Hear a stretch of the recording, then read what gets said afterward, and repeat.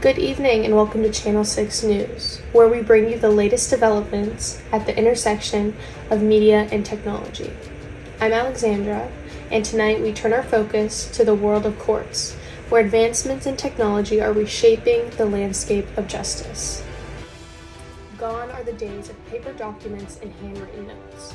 Today, courts are embracing cutting-edge tools to streamline processes, enhance transparency, and ensure fair trials. From virtual hearings to digital evidence, technology is revolutionizing every aspect of courtroom proceedings. Attorneys can now access case files remotely, judges can contact hearings from anywhere in the world, and jurors can view evidence in immersive detail. But with these advancements come new challenges and ethical considerations. How do we ensure access to justice for all, regardless of technological literacy? These are questions that courts and policymakers grapple with as they navigate this digital frontier. Tonight, we'll dive deeper into this topic with insights from legal experts, technology innovations, and court cases directly impacted by these changes. Join us as we explore the advancements, the dilemmas, and the potential of technology in the court world. The Casey Anthony murder case revolves around the disappearance and the subsequent death of a 2-year-old Kaylee Anthony in 2008. Casey Anthony, the child's mother, was accused of killing her daughter and faced charges including first-degree murder, aggravated child abuse, and the misleading of law enforcement. This case garnered significant media attention due to the circumstances surrounding Kaylee's disappearance, Casey's behavior during the investigation, and the subsequent trial as well. Casey initially claimed that a babysitter had kidnapped her daughter Kaylee, but the investigation uncovered the inconsistencies within her story. Kaylee's remains were later found in December of 2008, months after her disappearance, in a wooded area near the Anthony family home. The medical examiner was unable to determine the exact cause of death due to the state of decomposition. During the trial, the prosecution argued that Casey had used chloroform to render Kaylee unconscious, then suffocated her by covering her mouth and nose with duct tape. The defense countered that Kaylee accidentally drowned in a family pool, and Casey and her father, George Anthony, covered up the death. In July of 2011, Casey Anthony was acquitted of all major charges related to Kaylee's death, including murder. However, she was found guilty of providing false information to law enforcement officers. The verdict sparked controversy and debate, with many questioning the justice systems handling the case. Casey Anthony's whereabouts and activities post-trial have remained largely private. The public perception of Casey Anthony was highly polarized and emotionally charged. There were those who believed she was guilty of murdering her daughter Kaylee Anthony and viewed her as a callous and manipulative individual who showed little concern for her child's well-being. This perception was fueled by the media coverage of this case, which often portrayed Casey Anthony in a negative light, highlighting her partying lifestyle and the apparent lack of remorse.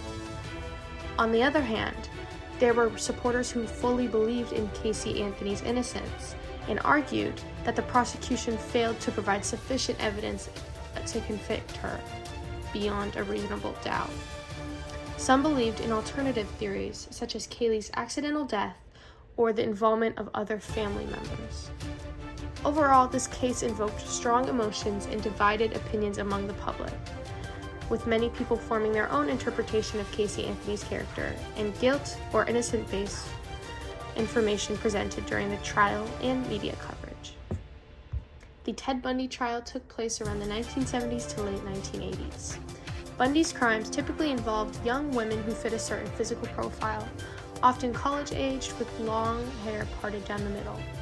He used various tactics to lure his victims, including faking injuries or impersonating authority figures. Once he had gained their trust, he would incapacitate and ultimately kill them. Bundy's exact number of victims is unknown, but estimates range from around 30 to over 100. Arrests. Bundy's reign of terror came to an end in 1975 when he was arrested for a traffic violation in Utah. Evidence linking him to multiple murders began to resurface, and he was eventually charged on various counts of murder in multiple states. Bundy conducted his own defense during trial and proceedings, showcasing his intelligence and manipulative skills. He managed to escape custody twice, once from the courthouse in Colorado and once from a prison in Colorado. He was recaptured both times. Bundy was ultimately convicted of multiple murders and sentenced to death. Despite numerous appeals and attempts to delay his execution, he was executed in the electric chair on January 24th of 1989 at the Florida State Prison. Ted Bundy's case remains one of the most infamous in American criminal history. His charm, intelligence, and ability to manipulate others have made him a subject of fascination for psychologists, criminologists, and the general public. Bundy's story has been the subject of numerous books, documentaries, and films, cementing his status as one of the most notorious serial killers of all time. During Ted Bundy's trial, public perception of him was complex and varied. Some individuals found Bundy to be charming, charismatic, and even handsome, which contributed to his ability to manipulate others. This perception was often based off of Bundy's outward appearance and demeanor, as he presented himself as intelligent and articulate during the court proceedings. However, there were many who saw through Bundy's facade and recognized him as a dangerous and manipulative individual. As evidence of his crimes were presented during the trial, including eyewitness testimonies and physical evidence linking him to the murders, public opinion increasingly turned against Bundy. Overall, Bundy's trial captivated the public's attention, with many people closely following the proceedings through media coverage. His case sparked widespread interest and debate about the nature of evil, the psychology of serial killers, and the criminal defense system handling such cases. Court-wise, before advanced developments of media, there was heavier practices of legal argumentation, paper-based documentation, and physical evidences. Examples including documents, photographs, and objects. Publicity-wise, we see things such as printed publications, public notices, and majority of information was spread by the word of mouth at the time. The absence of digital tools meant communication and record-keeping relied heavily on manual processes, leading to insufficiency and potential errors. After media had been implemented into society and advanced court-wise, we see practices such as reporting on proceedings. Things such as streaming and broadcasting trials are now things that happen. Legal analysis and commentary is a normal thing as well. Our media and technology is so advanced to the point where individuals can attend court hearings via Zoom.